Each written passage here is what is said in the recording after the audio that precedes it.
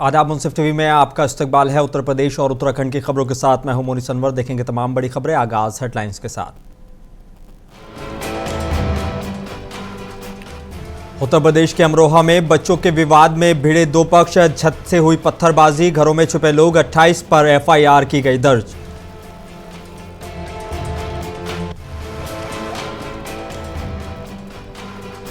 उत्तर प्रदेश के कुशीनगर पहुंचे स्वामी प्रसाद मौर्य। बटोगे तो कटोगे के बयान पर बोले, ये योगी और मोदी की नफरती भाषा है।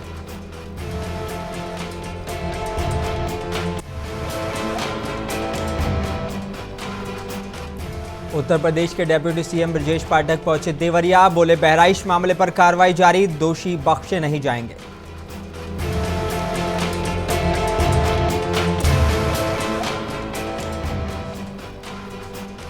दिवाली से पहले अवैध पटाखा को लेकर बरेली पुलिस ने चलाया अभियान। घनी आबादी के बीच 2 गोदामों पर की छापेमारी।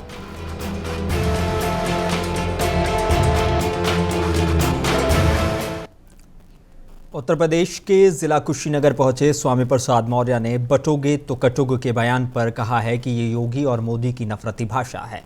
बहराइच दंगे में मृतक राम गोपाल मिश्र को लेकर उन्होंने सरकार पर निशाना साधा है। एडीजी लॉ एंड ऑर्डर के हाथ में पिस्तौल लेकर दंगाइयों को दौड़ाने को लेकर बहराइच के एसपी, एडिशनल सीओ और थाना प्रभारी को भी उन्होंने सवाल खड़े किए हैं। राष्ट्रीय शोषित समाज पार्टी के राष्ट्रीय अध्यक्ष स्वामी प्रसाद मौर्य ने बहराइच दंगे की जांच सीबीआई से कराने की मांग की है।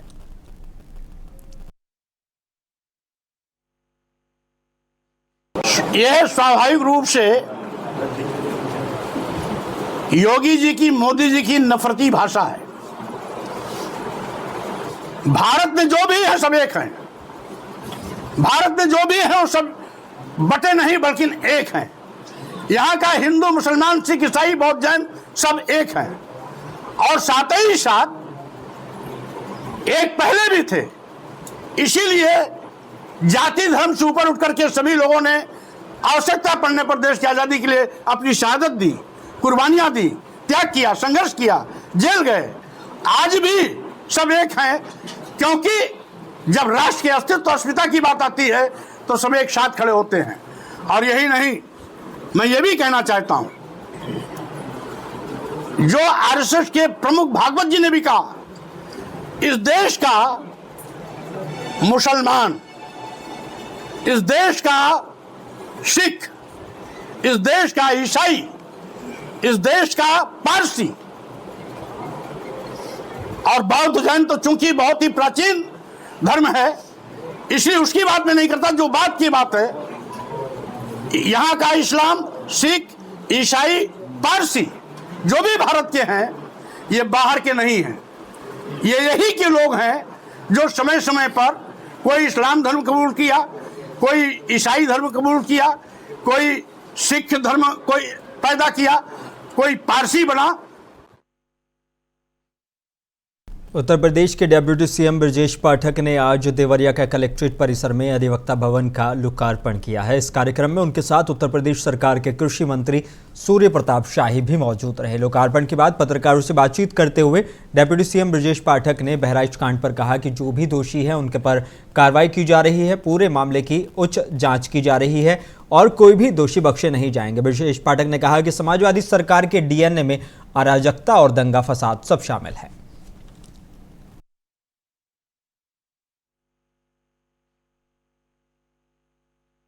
अपराध पर हम जीरो टॉलरेंस की नीति के तहत काम कर रहे हैं। बहराइच की घटना को शासन ने बहुत गंभीरता के साथ लिया है। पूरे प्रकरण की उच्च स्तरीय जांच चल रही है। जो भी दोषी हैं उनको कानून के तहत कड़ी से कड़ी सजा मिले, इसके लिए पैरवी की जा रही है। लापरवाही यदि किसी स्तर पे हुई है उसकी भी जांच चले, उनके खिलाफ भी जरूर कार्रवाई हो। देखिए, समाजवादी पार्टी के डीएनए में केवल अराजकता, दंगा फसाद है। उनको दूसरे चश्मे से देखते हैं। हमारी जो प्रतिबद्धता है उत्तर प्रदेश की जनता के प्रति है। उत्तर प्रदेश में हम अपराध पर जीरो टॉलरेंस की नीति के साथ काम करेंगे। हर स्थिति में कानून को और मजबूत करेंगे। देखिए, समाजवादी पार्टी के डीएनए में अराजकता, गुंडई है, दंगा फसाद है। हमारी सरकार प्रतिबद्ध है, उत्तर प्रदेश में लॉ एंड ऑर्डर को हम मेंटेन करेंगे और जो भी कानून तोड़ेगा उसके खिलाफ कड़ी से कड़ी कार्रवाई करेंगे। उत्तर प्रदेश के अमरोहा के डिडौली थाना इलाके में बच्चों में हुए झगड़े के बाद दो पक्षों में मारपीट हो गई। दोनों पक्षों के लोगों ने एक दूसरे पर छतों से पत्थर बरसाए। आधे घंटे तक गांव में पत्थरबाजी होती रही। लोग अपने अपने घरों में छिप गए। पथराव से आधा दर्जन लोग गंभीर रूप से घायल हो गए हैं। पथराव का वीडियो जमकर वायरल हो रहा है। घायलों को अस्पताल में भर्ती कराया गया है। पुलिस ने 28 लोगों पर मुकदमा दर्ज किया है।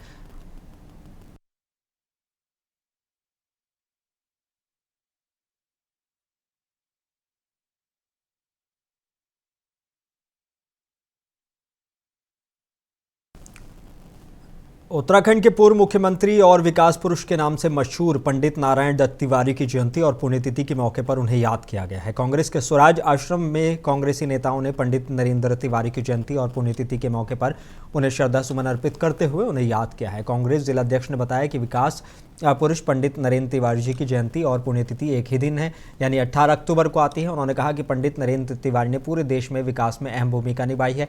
वो न सिर्फ केंद्र में लगभग सभी विभागों में मंत्री रहे, बल्कि उत्तर प्रदेश और उत्तराखंड के 4 बार मुख्यमंत्री रहे और राज्यपाल भी रहे। उन्होंने उत्तराखंड को विकास की नई गाथा लिखने में अपना अमूल्य योगदान दिया। वहीं यही नहीं, कांग्रेस को स्थापित करने से लेकर समाज के विभिन्न माध्यमों में अपना योगदान देने के लिए उन्हें याद किया जाता है। जैसे विकास कार्य देखते आ रहे हैं, इतना मतलब विकास कार्य यहाँ पे हुआ था उत्तराखंड में। और जैसे कि उद्योग सबसे ज़्यादा, जैसे सिडकुल है, कई मतलब यहाँ पे कॉलेज है, तो हम स्वर्गीय नरेंद्र तिवारी जी की देन है और उसे हम लोग भूल नहीं सकते। और आज जो हमारे लिए बड़े हर्ष का विषय है और उन्हें हम हर्षोल्लास के साथ याद भी करते हैं और सत सत नमन भी उन्हें हम करते हैं। तिवारी जी की जो विकास परक सोच थी, जिसका लाभ उत्तराखंड को मिला, जिसका लाभ उत्तर प्रदेश को मिला और भारत सरकार में विभिन्न जिम्मेदारियों के तहत, विभिन्न मंत्रालयों के तहत उन्होंने जो विकास पूरे समूचे भारत में किए, तो आज उत्तराखंड जो विकास उन्होंने किए, जो उससे रेवेन्यू इकट्ठा होता है, उस पर आज निर्भर करता है। जितनी भी तनख्वाहें जाती हैं, जो भी राजस्व प्राप्त होता है, जो तिवारी जी नींव रख के गए इस उत्तराखंड की। तिवारी जी की आज पुण्यतिथि मनाने के लिए हम सभी लोग यहाँ पे एकत्रित हुए हैं और वह एक बहुत ही बड़े दिग्गज नेता थे, जिन्होंने उत्तराखंड ही नहीं बल्कि उत्तर प्रदेश में भी अपने विकास कार्यों से अपनी छाप छोड़ी है। उन्होंने उत्तर प्रदेश में जैसे नोएडा जैसा शहर बसाया। सब जानते हैं कि उनको एक विकास पुरुष के नाम पर पूरा प्रदेश, पूरा देश, एक आम जन जानता था। और जिस तरीके से मैं समझता हूँ कि चाहे उत्तर प्रदेश से लेकर के उत्तराखंड तक वो लगातार दोनों राज्यों के मुख्यमंत्री रहे देश। उत्तर प्रदेश के मैनपुरी के करहल विधानसभा उपचुनाव के लिए नॉमिनेशन का दौर शुरू हो गया है। 18 से 25 तारीख तक लगातार नॉमिनेशन किए जाएंगे। बताया जा रहा है कि 53 मजिस्ट्रेट की देखरेख में ये चुनाव कराया जाएगा, जिसको लेकर 9 जोनल और 44 सेक्टर मजिस्ट्रेट तैनात किए गए हैं। कयास लगाया जा रहा है कि 21 अक्टूबर को नामांकन कर सकते हैं सपा के उम्मीदवार तेज प्रताप यादव। वहीं भाजपा ने अभी तक अपने उम्मीदवार का ऐलान नहीं किया है।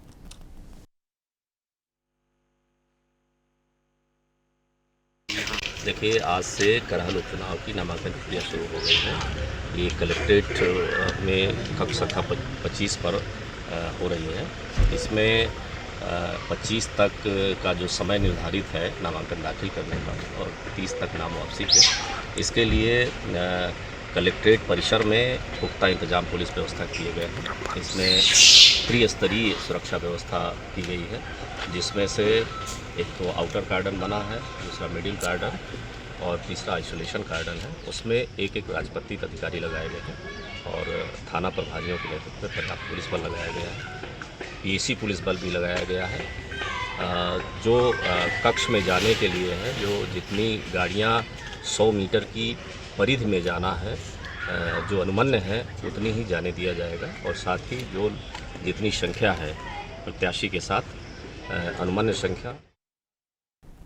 उत्तराखंड की राजधानी देहरादून में 18 से 27 अक्टूबर तक सरस मेले का आयोजन किया जा रहा है। देहरादून सरस मेले में स्वयं सहायता समूह के प्रतिभागी, दस्तकार और हस्तकला कारीगरों ने अपने स्टॉल्स की प्रदर्शनी लगाई है। उत्तराखंड के सीएम पुष्कर सिंह धामी ने सरस मेले का उद्घाटन किया है। बता दें कि इस बार परेड ग्राउंड में नेशनल गेम्स की तैयारी के चलते सरस मेले का आयोजन नजदीक में ही मौजूद रेंजर ग्राउंड में किया जा रहा है। देहरादून जिले के मुख्य विकास अधिकारी अभिनव शाह ने बताया कि सरस मेला जिला प्रशासन और केंद्रीय ग्राम विकास मंत्रालय के द्वारा आयोजित किया जाता है।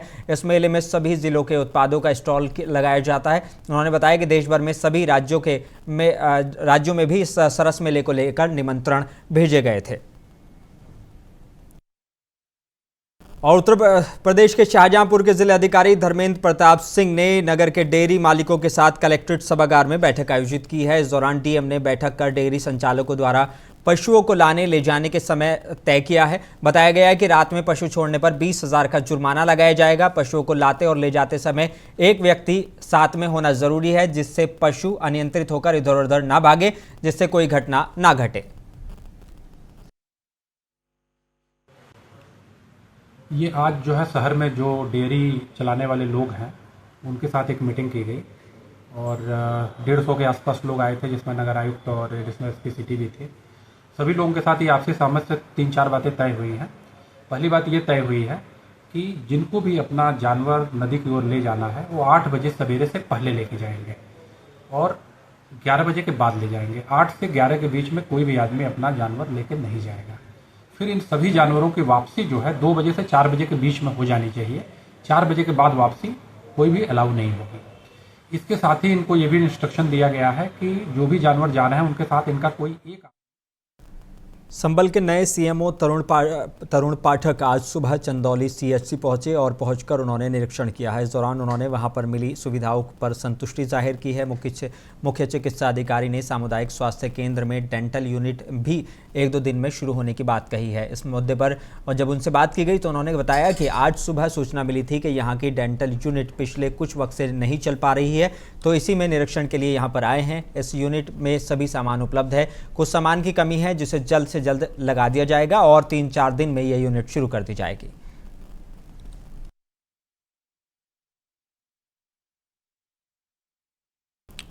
खबर उत्तर प्रदेश के जिला जालौन से है, जहां 2 गांवों के बीच लगी विद्युत की लाइन खंभों सहित एक गांव के ऐसे दबंग ने चोरी कर ली जिस पर दर्जनों के हिसाब से मुकदमे दर्ज हैं। इतना ही नहीं, जब ग्रामीणों ने उनको रोका तो ग्रामीणों को भी कट्टा और बंदूकों से लैस दबंगों ने जान से मारने की धमकी दी है। आपको बता दें कि मामला जिला जालौन के रेंडर थाना इलाके के ग्राम पजौनिया का है। जहां ग्राम सीकरी और पजौनिया के बीच डली बिजली के लाइन खंभों सहित पजौनिया के एक ऐसे अपराधी ने चोरी कर ली जिस पर मुकदमे दर्ज हैं और बता दें कि दर्जनों मुकदमे हैं और उसने जिला बदर भी उसको किया जा चुका है। जबकि दिन दहाड़े की जा रही इस चोरी का वीडियो ग्रामीणों ने बनाने की कोशिश की तो हथियारों से लैस उन दबंगों ने ग्रामीणों को जान से मारने की नियत से दौड़ा लिया, जिसके बाद उन ग्रामीणों ने पास के गांव में छिपकर अपनी जान बचाई है।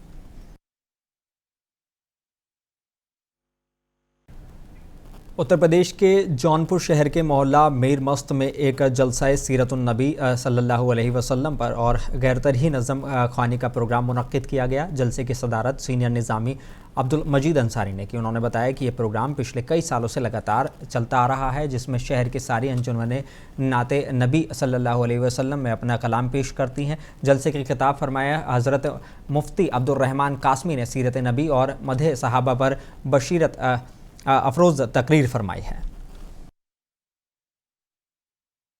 उत्तर प्रदेश के शाहजहांपुर में थाना निगोही और एसओजी पुलिस टीम ने अंतर्राज्यीय गिरोह के 5 सदस्यों को गिरफ्तार किया है। इनके पास से चोरी की मोटरसाइकिल और एक स्कूटी बरामद की गई है।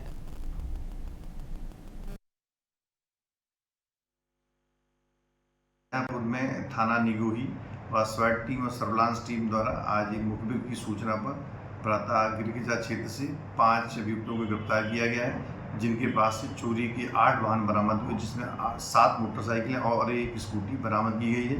इनके पास के अलावा 5 मोबाइल और कुछ धनराशि बरामद की गई। इनके कब्जे से 8 वाहन बरामद हुए। इनका अपराध करने का तरीका बताया गया है कि चंद्रमान और इसके एक अन्य साथी ये लोग दिल्ली NCR क्षेत्र से मोटरसाइकिलें चोरी करके लाते थे, निगोही क्षेत्र में या देहात क्षेत्र में मिलकर। उत्तर प्रदेश के झांसी में एक बार फिर तेज़ रफ्तार का कहर देखने को मिला है, जहां सीपरी बाजार थाना इलाके में नेशनल हाईवे ग्वालियर मार्ग पर तेज़ रफ्तार ट्रक गाय को बचाने के चक्कर में अनियंत्रित होकर हाईवे पर पलट गया। वहीं इस दौरान एक महिला ट्रक की चपेट में आ गई, जिससे वो गंभीर रूप से घायल हो गई, जिसे घायल अवस्था में मेडिकल कॉलेज में भर्ती कराया गया है। बताया गया है कि ट्रक बेंगलौर से दिल्ली जा रहा था। अचानक ट्रक के सामने गाय आ गई, जिसके बाद चालक ट्रक से अपना नियंत्रण खो बैठा और ट्रक अनियंत्रित होकर हाईवे पर पलट गया और ट्रक में लदे टमाटर सड़क पर बिखर गए। वहीं घटना की सूचना पुलिस को दी गई है।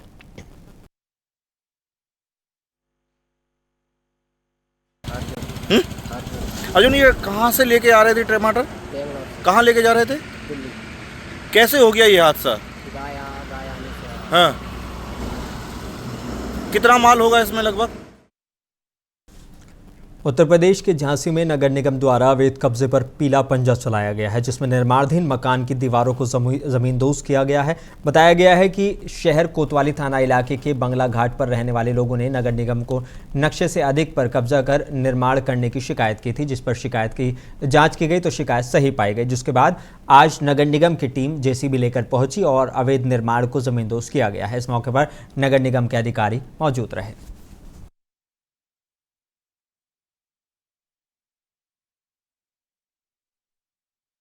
देश के हरदोई में मित्र पुलिस का बेरहम चेहरा सामने आया है। लिव इन रिलेशनशिप में रह रहे युवक और युवती के बीच अपने घर के बाहर नोकझोंक हो गई।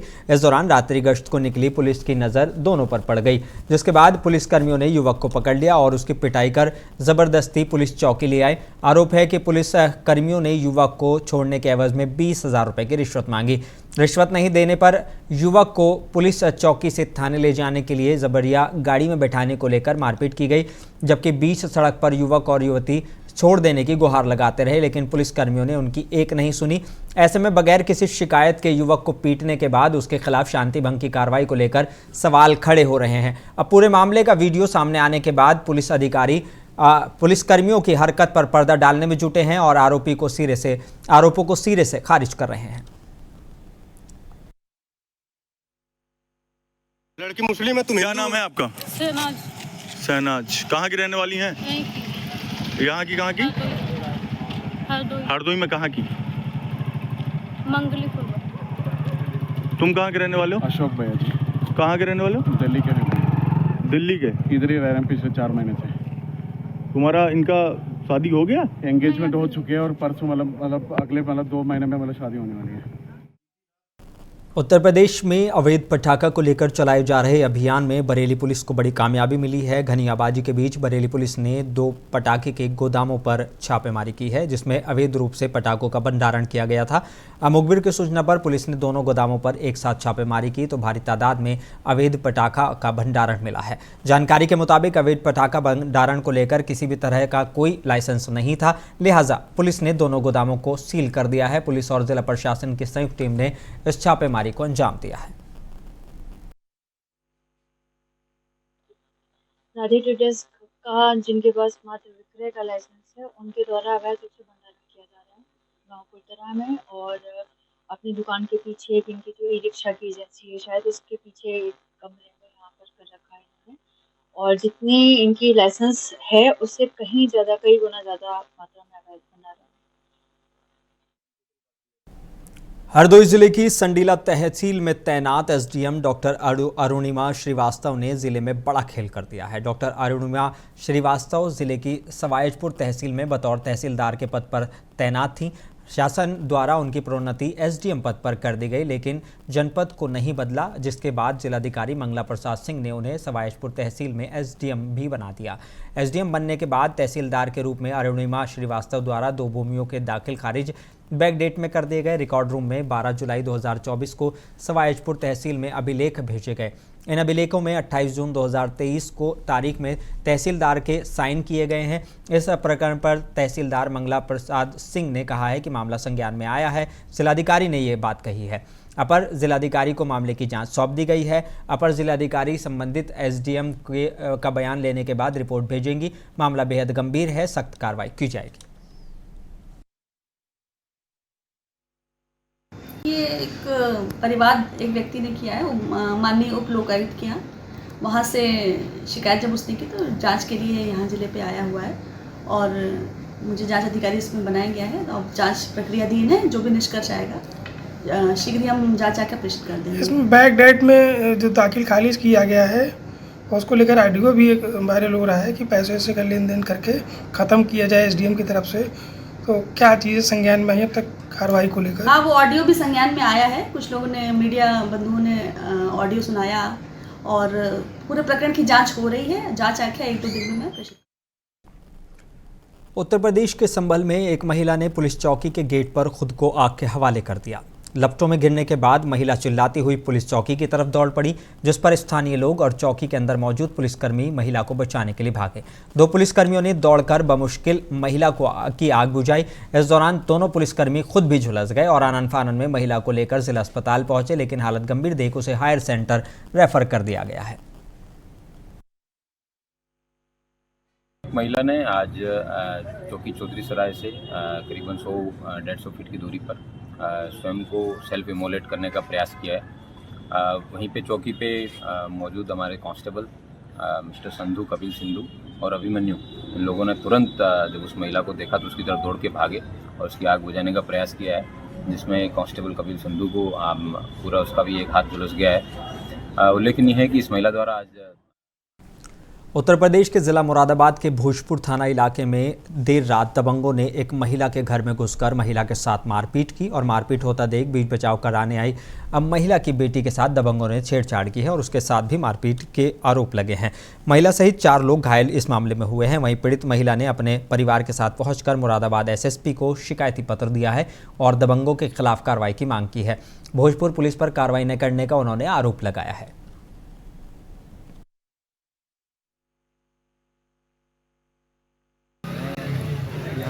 मुरादाबाद में आया हूँ, कप्तान साहब के पास में। क्या मामला, किसने मारपीट किया आपको सर? मामला हमारे पड़ोसी ने मारपीट की है, गैंग बनाकर हमको मारा है। सारे एक जगह इकट्ठे हुए थे, 15-16 जने, सबने मिलकर मारा है। मैं तो घर पे भी नहीं था, बाहर गया था दोस्त के घर पे। मेरे पास में फ़ोन आया, आने के बाद में मेरी बहनों को और मेरे पापा को मारा जा रहा था। उन्होंने मेरे पास में फ़ोन किया। फिरोजाबाद की नगर पंचायत मक्खनपुर को नगर निगम फिरोजाबाद में शामिल किया जा रहा है, जिसको लेकर विरोध हो रहा है। नगर पंचायत मक्खनपुर की जनता और चेयरमैन गीता देवी ने जिलाधिकारी ऑफिस पहुंचकर ज्ञापन दिया है। चेयरमैन गीता देवी ने कहा है कि हम और मक्खनपुर की जनता नहीं चाहती कि हमारी नगर पंचायत नगर निगम में शामिल हो, जिससे यहाँ की जनता को ज़्यादा टैक्स देना पड़ेगा और हर काम के लिए फिरोजाबाद आना जाना पड़ेगा, जिससे हमें भारी दिक्कतों का सामना करना पड़ेगा। मामला ये है कि हमारी नगर पंचायत मक्खनपुर जो है वो नगर निगम में जोड़ी जा रही है। हमारी जनता नगर पंचायत की नहीं चाहती है कि नगर निगम में जोड़ी जाए। हमारी जो जनता है वो नगर पंचायत से ही खुश है। अगर नगर निगम में जोड़ी जाती है तो हमारी आम जनता तो बहुत परेशान हो जाएगी। जो टैक्स है वो सारी चीज़ें हैं, 10-20 रुपये जनता नहीं दे पा रही है, तो 10-5 हज़ार रुपये कहाँ से देगी? तो आपको कैसे मालूम है कि आपकी जनता आपसे खुश है? जनता हमारे साथ है, इसलिए मालूम है हमको। आपके मक्खनपुर के तमाम आरोप है कि बहुत से जो कर्मचारी आपके यहाँ रह रहे हैं तनख्वाह निगम वहाँ लेते हैं चेयरमैन की। ऐसा कुछ नहीं है, ये तो तमाम आरोप आप पे लगे। बुलेटिन में बस इतना ही। मुझे दीजिए इजाजत, बने रहिए मुंसिफ टीवी के साथ।